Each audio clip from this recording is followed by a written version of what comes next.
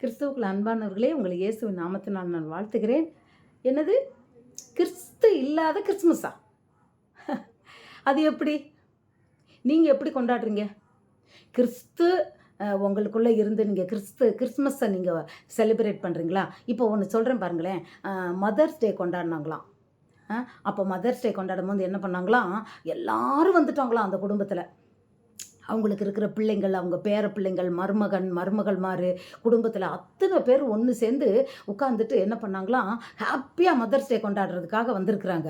அப்போது இந்த அம்மா என்ன பண்ணியிருக்கிறாங்க, எல்லா வேலையும் வந்தவங்களுக்கெல்லாம் வீட்டு வேலை செய்கிறேன், நம்மகிட்டையும் சமையல் பண்ணவும் அவங்களுக்கு போடவும் இதை மாதிரியே காலையிலேருந்து சாயந்தரம் வரைக்கும் இருந்து இவங்கெல்லாம் வந்து ஒரு ரூமில் இருந்து ரொம்ப ஹாப்பியாக, ஏன்னா ரொம்ப நாள் கழிச்சு இவங்கெல்லாம் ஒன்று கொண்டதுனால ஒரே சந்தோஷமாக குஷியுமாக இருந்து ஒருத்தருக்கு ஒருத்தர் மன மகிழ்ச்சியோட விருந்து பரிமாறி ரொம்ப சந்தோஷமாக இருந்திருக்கிறாங்க. சாயந்தரத்துக்கு மேலே போய் என்னடா அம்மாவை காணுமே அப்படின்னு சொல்லி போய் பார்த்தா அம்மா என்ன பண்ணாங்களாம், பெட்டில் படுத்துருக்காங்களாம். என்னென்னா எனக்கு லேசாக தலைவலிக்குது அப்படின்னு சொல்லிட்டு படுத்துருக்குறாங்களாம், கொஞ்சம் எனக்கு முடியலை அப்படின்ட்டு படுத்துருக்குறாங்களாம். அப்போது இது என்ன மதர்ஸ் டே சொல்லுங்கள்? உண்மையான மதர்ஸ் டே என்ன பண்ணியிருக்கணும்?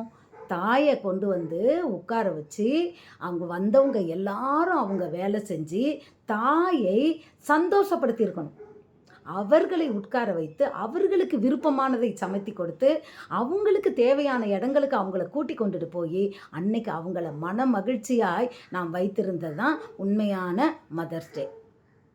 இப்படித்தான் கிறிஸ்மஸ் நம்ம கொண்டாடுற நம்ம என்ன பண்ணுறோம், இயேசு கிறிஸ்துவின் பிறந்த நாள்னு சொல்லிட்டு இயேசு கிறிஸ்துவே இல்லாமல் கொண்டாடிட்டு இருக்கோம். பிரியமானவர்களே, அவர் நம்ம உள்ளத்தில் வந்துட்டாரா? வந்தாதான் கிறிஸ்மஸ். என்றைக்கு இயேசு கிறிஸ்து உங்கள் இருதயத்துக்கு வெளியில் இருக்கிறாரோ அப்போ நீங்கள் கொண்டாடுற கிறிஸ்மஸ் வேஸ்ட். அவர் இதோ நான் கதவை தட்டுகிறேன், ஒருவன் திறந்தா நான் உள்ளே வரேன்றார். உள்ளே அவருக்கு அனுமதி கொடுக்கணும். பாவம் இருக்கும்போது எப்படி பரிசுத்தமான தேவன் உள்ளே வருவார்ல, பார்க்கலாம், அடுத்த வருஷம் பார்க்கலாம், இன்னும் பார்க்கலாம், இப்படியே காலத்தை கடத்தி கொண்டு இருப்பது அல்ல சும்மா பேருக்கு ஒரு ஞானஸ்நானம் திருமணத்துக்காக எடுத்துக்கொண்டு இல்லை வேற ஒரு காரியத்துக்காக சும்மா நான் எடுத்துக்கிட்டு தேவனுக்கும் நமக்கும் பிரியம் அவரோட உறவில்லாத படிக்கை பைபிளே வாசிக்கிறது கிடையாது, ஜெபம் பண்ணுறது கிடையாது, துதிக்கிறது கிடையாது.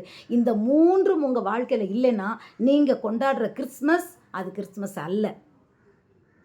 தினந்தோறும் காலையும் மாலையும் 1 மணி நேரம் வேதம் வாசித்து உங்களை வேதத்தை தியானிக்க பண்ண உங்களை ஒப்பு கொடுத்திருக்க வேண்டும். தேவனை கொஞ்ச நேரமாவது நீங்கள் துதிக்க வேண்டும். அவரிடத்தில் உலகத்திற்காய், தேசத்திற்காய், மற்றவர்களுக்காய், ரட்சிப்புக்காய் ஜெபிக்க வேண்டும். இந்த காரியங்கள் இல்லாதபடி கொண்டாடுகிற கிறிஸ்மஸ் இயேசு இல்லாத கிறிஸ்தே இல்லாத கிறிஸ்மஸ் கொண்டாடுறது. இந்த வருடம் மாறுங்கள். God bless you.